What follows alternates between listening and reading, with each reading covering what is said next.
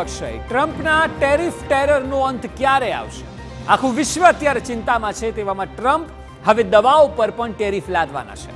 ટ્રમ્પનું કહેવું છે કે ઘણા દેશોએ અમેરિકાને લૂંટ્યું છે, હવે અમારો વારો છે. ભારત અમેરિકાને 40% જેનેરિક દવાઓ મોકલે છે. તેવામાં સવાલ એ છે કે ભારત ટેરિફ એટેકને પહોંચી વળવા શું પ્લાન બનાવી રહ્યું છે?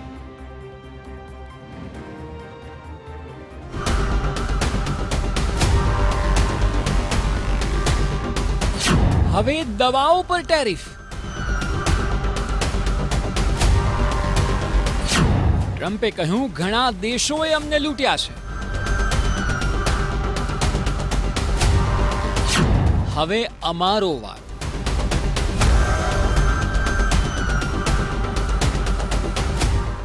અમેરિકાના પ્રમુખ પદે પાછા ફર્યા બાદ ટ્રમ્પ સતત આકરા પગલાં લઈ રહ્યા છે. એવા પગલાં કે જેનાથી આખા વિશ્વમાં હડકંપ મચી જાય છે. ભારત પર 26% ટેરિફ આજથી લાગુ થઈ ગયું છે. ત્યારે હવે ટ્રમ્પ દવાઓ પર પણ ટેરિફ લાદવા જઈ રહ્યા છે. જી હા, એક તરફ ભારત અમેરિકાને 40% જેનેરિક દવાઓ મોકલે છે, ત્યારે જો દવા પર ટેરિફ નખાયો તો સંકટ વધી શકે તેવી પૂરેપૂરી શક્યતાઓ છે.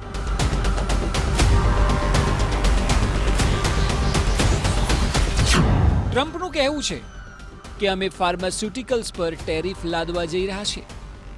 ટૂંક સમયમાં ફાર્મા પર ખૂબ જ ભારે ટેરિફ લાદવામાં આવશે. મારું કામ અમેરિકન સ્વપ્નનું રક્ષણ કરવાનું છે. મારે અમેરિકન નાગરિકોની સુરક્ષા કરવી છે, એ મારું કામ છે. ટ્રમ્પની જાહેરાત પછી બજાર નિષ્ણાતોએ ચેતવણી આપી કે આનાથી દવાઓના ભાવ વધી શકે છે અને સપ્લાય ચેઇન પર અસર પડી શકે છે. જો કે અહીં સૌથી મોટો સવાલ એ છે કે ટેરિફ સામે શું છે ભારતની તૈયારી? આ સવાલના જવાબમાં વિદેશ મંત્રી એસ જયશંકરે એક ખાનગી કાર્યક્રમમાં કહ્યું કે ભારત એ દેશોમાં સામેલ છે કે જે ડોનાલ્ડ ટ્રમ્પ સામે દ્વિપક્ષીય વેપાર સમજૂતી કરવા માટે પ્રયાસ કરી રહ્યું છે. અત્યાર સુધી એ વાત સ્પષ્ટ નથી થઈ કે ટેરિફની ભારત પર શું અસર થશે, પરંતુ આની સામે પહોંચી વળવાની રણનીતિ શું હશે તે સ્પષ્ટ થઈ ગયું છે. ટ્રમ્પ સાથે વાતચીત કરવામાં આવશે. આ સમસ્યાનું સમાધાન સમય અનુસાર આવી જશે અને આને લઈને આપણે ખૂબ જ હકારાત્મક છીએ. તેઓનો રિસ્પોન્સ પણ હકારાત્મક છે. અમારા પ્રયત્ન દ્વિપક્ષીય સમજૂતીના જ રહેવાના છે. એટલે એક વાત સ્પષ્ટ છે કે ભારત વચ્ચેનો રસ્તો શોધવાના પ્રયાસમાં છે.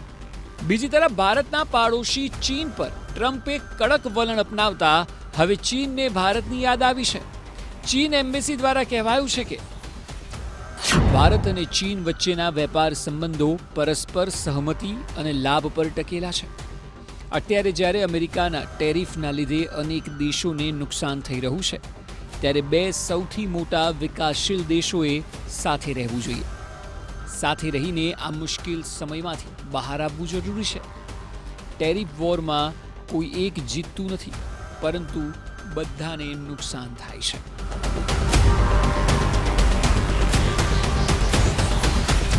ચીન પર સૌથી વધુ તવાઈ ટ્રમ્પે બોલાવી છે, કારણ કે સૌથી પહેલા 34% ટેરિફ લાદવામાં આવ્યો અને ત્યારબાદ તેને વધારીને 104% જેટલો કરી નાખ્યો છે. આ સ્થિતિમાં ચીન અત્યારે હેરાન પરેશાન થઈ ગયું છે કે આખરે આગળના દિવસોમાં શું થશે, અને એટલે ચીનને ભારતની યાદ આવવી પણ સ્વાભાવિક છે.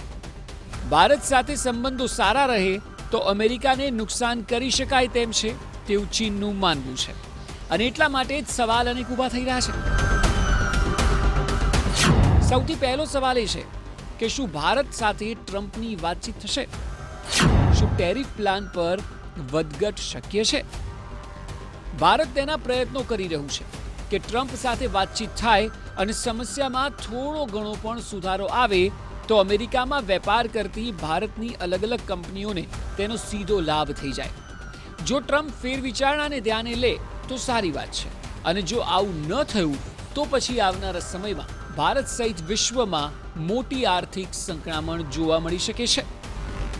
Bureau report, TV9.